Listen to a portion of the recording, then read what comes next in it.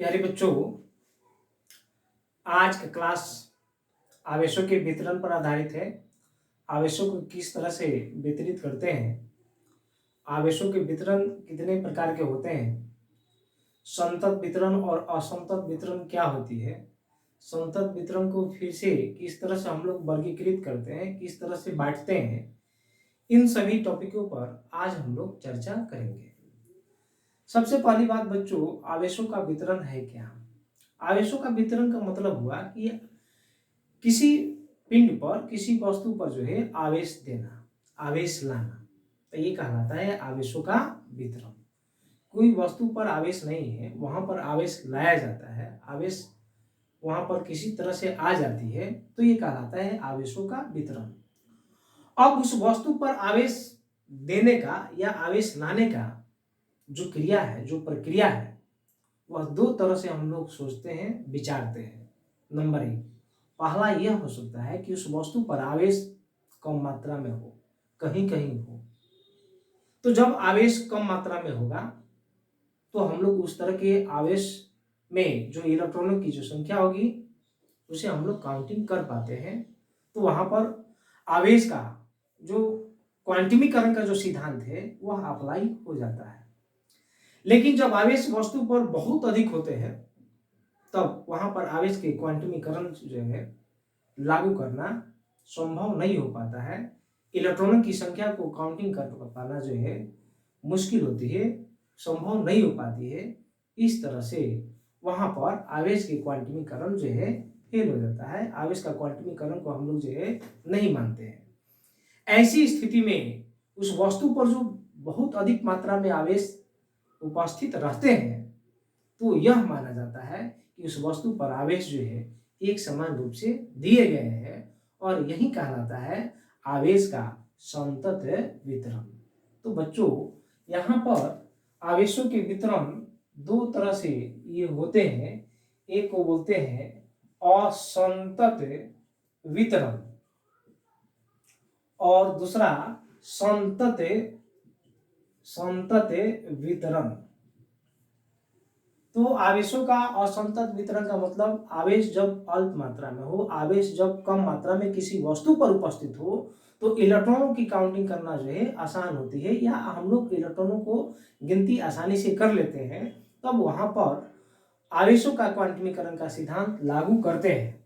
लेकिन जब वस्तु पर आवेश अधिक मात्रा में हो, बहुत अधिक हो, ऐसी स्थिति में इलेक्ट्रॉन की संख्या को काउंटिंग करना मुश्किल हो जाता है, संभव नहीं हो पाता है। तब आवेश के क्वांटमीकरण का जो मीनिंग है, जो अर्थ है, वह यहाँ पर फेल हो जाता है, यानी कि वहां पर लागू नहीं हो पाता है।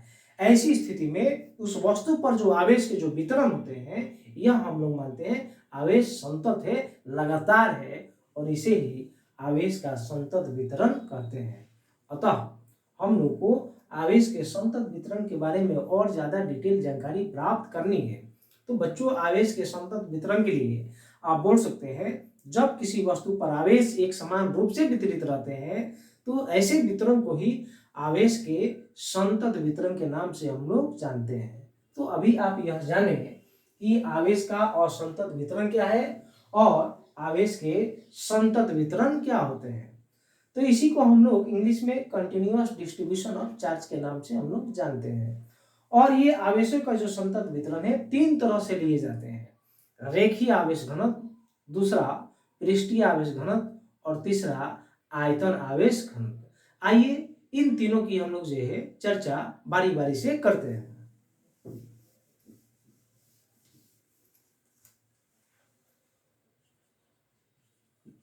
यहां हम लोग लिखते हैं आवेशों का संतत वितरण। और ये आवेशों के संतत वितरण तीन तरह से है। पहला रेखीय आवेश घनत्व, दूसरा होता है पृष्ठीय आवेश घनत्व और तीसरे को बोलते हैं आयतन आवेश घनत्व। इसे हम लोग वॉल्यूम चार्ज डेंसिटी के नाम से जानते हैं इंग्लिश में। इसे सरफेस चार्ज डेंसिटी बोलते हैं और इसे लीनियर चार्ज डेंसिटी कही जाती है। ये तीनों का इंग्लिश नाम है। अब सवाल है कि रेखीय आवेश घनत्व तो हम लोग किसे बोलते हैं। मान लीजिए बच्चों, ये कोई एक रॉड ले लेते हैं, ये रॉड है आपका, और इस रॉड की लंबाई मान लीजिए l, और इस पर बहुत सारे आवेश जो है उपस्थित है, बहुत सारे आवेश इस पर उपस्थित है, और ये आवेश हम लोग मान लिए Q। नहीं, तो अब देखिए, ये कोई रॉड है, कोई छड़ है जिसकी लंबाई l है और इस पर आवेश Q है। तो रेखीय आवेश घनत्व को हम लोग डिफाइन करते हैं और हम लोग बोलते हैं प्रति एकांक लंबाई पर उपस्थित आवेश के परिमाण को रेखीय आवेश घनत्व कहते हैं। तो इस तरह से रेखीय आवेश घनत्व को हम लोग लिखते हैं लैम्डा बराबर Q बाई L। प्रति का मतलब ये हो गया बटा ना, एकांक का मतलब एक, ये लंबाई, तो प्रति एकांक लंबाई पर उपस्थित आवेश का परिमाण ये हो गया Q, ये कहलाता है रेखीय आवेश घनत्व। दूसरा पृष्ठीय आवेश घनत्व। कोई पृष्ठ है, हम लोग इस तरह से पृष्ठ हम लोग ले लिए हैं और इस पृष्ठ पर बहुत सारे आवेश उपस्थित हैं। कुछ आवेश को इस तरह से हम लोग यहाँ दिखा दिए और इसका क्षेत्रफल मान लीजिए A है, चाहे मान लीजिए A से है, और इस पर आवेश Q है। तो हम लोग पृष्ठीय आवेश घनत्व के लिए बोल सकते हैं प्रति एकांक पृष्ठ पर उपस्थित आवेश के परिमाण को पृष्ठीय आवेश घनत्व कहते हैं। पृष्ठीय आवेश घनत्व को सिग्मा से रिप्रेजेंट किया जाता है और लिख पाएंगे Q बाई A। तो प्रति एकांक पृष्ठ ये हो गया A, मतलब क्षेत्रफल पर जितना भी आवेश उपस्थित होगा तो ये कहलाएगा पृष्ठीय आवेश घनत्व, सिग्मा बराबर Q बाई A। तीसरा आयतन आवेश घनत्व। इसमें केवल लंबाई है, इसमें लंबाई और चौड़ाई दोनों है, और आयतन में लंबाई, चौड़ाई और ऊंचाई, यानी कि ये 3 डायमेंशनल बॉडी होगी। तो मान लीजिए 3 डायमेंशनल हम लोग ये बॉडी ले लिए, इस तरह से बाहर की तरफ निकला, और इसमें लंबाई, चौड़ाई और ऊंचाई तीनों मौजूद है, और इसमें बहुत सारे आवेश हम लोग दे दिए, ये बहुत सारा आवेश आप दे देते हैं, और इसके आयतन मान लेते हैं V, और इसमें जो आवेश है वह है Q। तो आयतन आवेश घनत्व के लिए बोल सकते हैं प्रति एकांक आयतन में उपस्थित आवेश के परिमाण को आयतन आवेश घनत्व कहते हैं। इस तरह से रो इक्वल टू लिख सकते हैं Q अपॉन V। तो ये कहलाएगा प्रति एकांक आवेश में उपस्थित आवेश के परिमाण को आयतन आवेश घनत्व के नाम से हम लोग जानते हैं। आइए इसके मात्रक का बात करते हैं। ये तो फॉर्मूला हो गया आपका तीनों के लिए, रेखीय के लिए, यह हो गया पृष्ठीय आवेश घनत्व के लिए, और यह हो गया आयतन आवेश घनत्व के लिए। मात्रक के लिए देखिए तो बच्चों, ये मात्रक हम लोग लिखेंगे रेखीय आवेश घनत्व का, यहाँ पर लिख देते हैं SI मात्रक, नहीं तो सबका SI मात्रक लिखेंगे। तो आवेश से, आवेश के लिए हो जाएगा कूलाम, C को आप कैपिटल से लिखेंगे, और ये है लंबाई, तो कूलाम पर मीटर हम लोग लिख सकते हैं कूलाम, और ये लिख सकते हैं प्रति मीटर।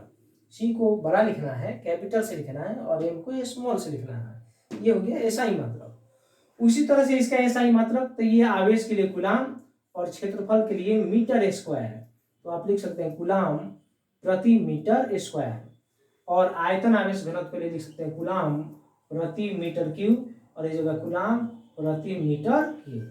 तो हम लोग इस तरह दिखाते हैं। अब आइए बीमा की हम लोग बात कर देते हैं, बीमा किस तरह से लिखेंगे। तो ये बीमा लेमडा इक्वल टू, तो लेमडा को हम लोग बड़े कोष्ठ में लिखते हैं बीमा लिखने के लिए, और ये हो जाएगा Q बाई L। तो बड़ा कोष्ठ दे दिए, इसका मतलब बीमा प्राप्त करना है।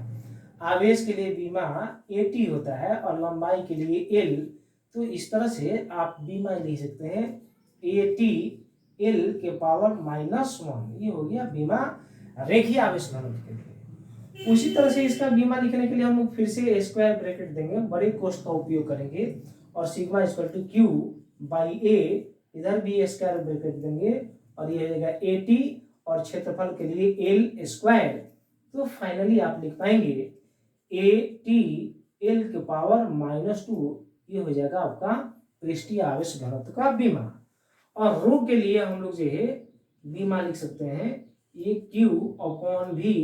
V का मतलब ये लंबाई, चौड़ाई और ऊंचाई तीनों का गुणनफल होगा। इस तरह से AT और ये LQ, और फाइनली आप लिख पाएंगे यहाँ पर AT L के पावर -3। तो इस तरह से हम लोग बीमा यहाँ पर लिख पाए। तो बच्चों हम लोग जो है ये आज इस वीडियो लेक्चर में आप आवेशों के वितरण क्या है, आवेशों का असंतत वितरण, आवेशों का संतत वितरण क्या है, इसके बारे में जाने। और साथ ही साथ आवेशों के संतत वितरण 3 तरह से लिए जाते हैं: रेखीय आवेश घनत्व, पृष्ठीय आवेश घनत्व और आयतन आवेश घनत्व। ये क्या होते हैं, उसकी फॉर्मूला कैसे हम लोग लिखते हैं, और मात्रक और बीमा की बात किस तरह से की जाती है, ये सब इस वीडियो के लेक्चर में हम लोग जाने।